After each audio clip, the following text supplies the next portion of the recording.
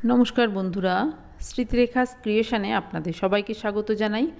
আজ আমি আপনাদের সাথে ঢ্যাঁড়সের একটা দারুণ টেস্টি রেসিপি শেয়ার করব। ডাল ভাতের সাথে তো খেতে খুবই ভালো লাগে, শুধু শুধুও খেতে পারেন, চায়ের সাথে স্ন্যাক্স হিসেবেও খেতে পারেন। ভীষণই টেস্টি হয়, চটপট তৈরি হয়ে যাবে। আমি এই রেসিপিটা আজ বাড়িতে বানিয়েছি। কিভাবে বানিয়েছি আসুন দেখে নেওয়া যাক আমার আজকের এই ভিডিওটিতে। এখানে দেখুন কিছু ঢ্যাঁড়স আমি এরকম ছোট ছোট করে কেটে নিয়েছি। খুব বেশি ছোট করে কাটিনি, আবার খুব বেশি বড় করেও কাটিনি। ঢ্যাঁড়সগুলো ধুয়ে তারপরে কেটে রেখেছি। একটা বড় বাটি নিয়ে নিয়েছি। বাটির মধ্যে একটা ব্যাটার তৈরি করে নিতে হবে। প্রথমেই দিয়ে দেবো বাটির মধ্যে বেসন। এখানে আমি এই চামচের 2.5 চামচ বেসন দিলাম। দিয়ে দিচ্ছি চালের গুঁড়ো, এই একই চামচ মেপে 2 চামচ চালের গুঁড়ো দিলাম। দিয়ে দেব স্বাদ অনুযায়ী লবণ। লঙ্কা গুঁড়ো দিয়ে দিচ্ছি 1/2 চামচ ছোটো চামচের। সামান্য একটু হলুদ দিয়ে দিলাম। গোলমরিচ গুঁড়ো দিয়ে দিচ্ছি। গোলমরিচ গুঁড়ো দেওয়াটা কিন্তু অপশনাল। জোয়ান দিয়ে দিলাম, জোয়ান দিলে হজমে সাহায্য করে। দিয়ে দিচ্ছি কালো জিরে আর দিয়ে দিচ্ছি হিং। যেহেতু নিরামিষ তৈরি হচ্ছে সেই জন্য একটু হিং দিলাম, হিং দিলে খেতে ভালো লাগবে। এবার এই সব কিছু খুব ভালো করে মিশিয়ে দিচ্ছি। মেশানো দেখুন হয়ে গেছে। এবার একটা ব্যাটার তৈরি করে নিতে হবে।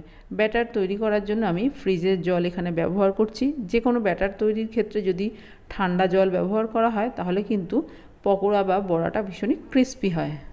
অল্প অল্প করে জল দিয়ে একটা স্মুথ ব্যাটার তৈরি করে নিয়েছি। দেখুন ব্যাটারটা কিন্তু খুব বেশি পাতলাও হয়নি, আবার খুব বেশি ঘনও হয়নি। সামান্য একটু চিনি দিয়ে দিচ্ছি, চিনিটা দিতে ভুলে গেছিলাম। চিনি দিয়ে আবারও 1 মিনিট মতো ভালো করে ফেটিয়ে নিলাম। ব্যাটার যত ফেটানো ভালো হবে ততই কিন্তু পকোড়া ক্রিস্পি হবে। এবার 5 মিনিটের জন্য ঢাকা দিয়ে এইভাবে রেখে দিচ্ছি। 5 মিনিট হয়ে গেছে। ঢাকনাটা খুলে আবার একটু নেড়ে চেড়ে দিচ্ছি বেসনটা। এবার এই বেসনের মধ্যে দিয়ে দেব ঢ্যাঁড়স। তবে কিন্তু এখানে আমি একবারে সব কটা ঢ্যাঁড়স দেব না। এই বেসনের ব্যাটারের মধ্যে যতটা ঢ্যাঁড়স দেবেন সবটাই কিন্তু একবারে ভেজে নিতে হবে, রেখে দেওয়া যাবে না। এইভাবে দেখুন হাত দিয়ে একটু ভালো করে নেড়ে চেড়ে দিচ্ছি যাতে ঢ্যাঁড়সের ওপরে বেসনের একটা কোটিং হয়ে যায়। গ্যাসে দেখুন একটা কড়াইয়ের মধ্যে বেশ কিছুটা সর্ষের তেল গরম করে নিয়েছি। এবার এই গরম তেলের মধ্যে ঢ্যাঁড়সগুলো এইভাবে দিয়ে দেব। গ্যাসের ফ্লেমটা এই সময় মিডিয়ামে রেখেছি। তেল ভালো করে গরম করে নিয়ে তারপরে গ্যাসের ফ্লেমটা মিডিয়ামে রেখেই কিন্তু ঢ্যাঁড়সগুলো ভেজে নিতে হবে। প্রত্যেকটা ঢ্যাঁড়স এইভাবে দিয়ে দিচ্ছি। বেসনের ব্যাটারের মধ্যে যে ঢ্যাঁড়সগুলো দেওয়া হবে সেগুলো কিন্তু একবারেই ভেজে নিতে হবে।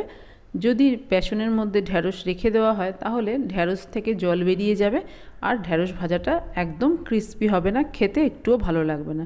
সেই জন্য অল্প অল্প করে ঢ্যাঁড়স ব্যাটারের মধ্যে দেবেন আর প্রত্যেকটা ঢ্যাঁড়সই ভেজে নেবেন। দেখুন একদিক ভাজা হয়ে গেছে। এবার উল্টে অপর দিকটাও একই রকমভাবে ভেজে নিচ্ছি। উল্টে পাল্টে বেশ লাল করে ঢ্যাঁড়সগুলো ভেজে নিতে হবে। মিডিয়াম ফ্লেমে প্রথমে ভেজে নেব, তারপরে 1 মিনিট হাই ফ্লেমে ভালো করে একটু উল্টে পাল্টে ভেজে নেব। হাই ফ্লেমে একটু ভেজে নিলে কিন্তু পকোড়াগুলো ভীষণই ক্রিস্পি হবে। দেখুন উল্টে পাল্টে বেশ লাল করে ভেজে নিয়েছি। এবার এই ঢ্যাঁড়সগুলো আমি তেল থেকে তুলে নেব। ভালো করে তেল ঝরিয়ে নেব। একটা প্লেটের ওপর টিস্যু বিছিয়ে তার উপর রেখে দেবো, তাহলে এক্সট্রা তেলটা টিস্যু টেনে নেবে। প্রথম ব্যাচের ঢ্যাঁড়সগুলো আমার ভাজা হয়ে গেছে। একইভাবে দেখুন ওই ব্যাটারের মধ্যে আবারও অল্প করে একটু ঢ্যাঁড়স দিয়ে দিচ্ছি। এবার হাত দিয়ে ভালো করে একটু বেসনের সাথে ঢ্যাঁড়সটা মেখে নেব। ঢ্যাঁড়সের উপরে দেখুন একটা বেসনের কোটিং হয়ে গেছে। একই রকমভাবে তেলের মধ্যে দিয়ে ভেজে নিতে হবে। ভীষণ সহজ, চটপট হয়ে যায়। শুধু খেয়াল রাখতে হবে ঢ্যাঁড়স যেন বেসনের ব্যাটারের মধ্যে ডুবিয়ে না রাখা হয়, তাহলে কিন্তু পকোড়া একদমই ক্রিস্পি হবে না। প্রত্যেকটা ঢ্যাঁড়স একই রকমভাবে দিয়ে দিচ্ছি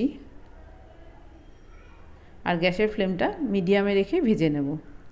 দেখুন উল্টে পাল্টে বেশ লাল করে ভেজে নিয়েছি। এবার আমি ঢ্যাঁড়সগুলো একটা স্ট্রেনারের উপরে তুলে নিচ্ছি। কতটা ক্রিস্পি হয়েছে দেখুন, আমি আপনাদের একটু দেখিয়ে দিচ্ছি, আওয়াজ শুনে বুঝতে পারবেন। একইভাবে বাকি ঢ্যাঁড়সগুলো ভেজে নিয়ে ফেরত আসছি। তৈরি হয়ে গেছে আমার আজকের ঢ্যাঁড়সের পকোড়া। খুব সহজ বানানো, খেতে কিন্তু দারুণ লাগে। ডাল ভাতের সাথেই হোক, চায়ের সাথে স্ন্যাক্স হিসাবেই হোক, বা সস দিয়ে খেতে পারেন, শুধু শুধুও খেতে পারেন, যেভাবে আপনার ভালো লাগবে।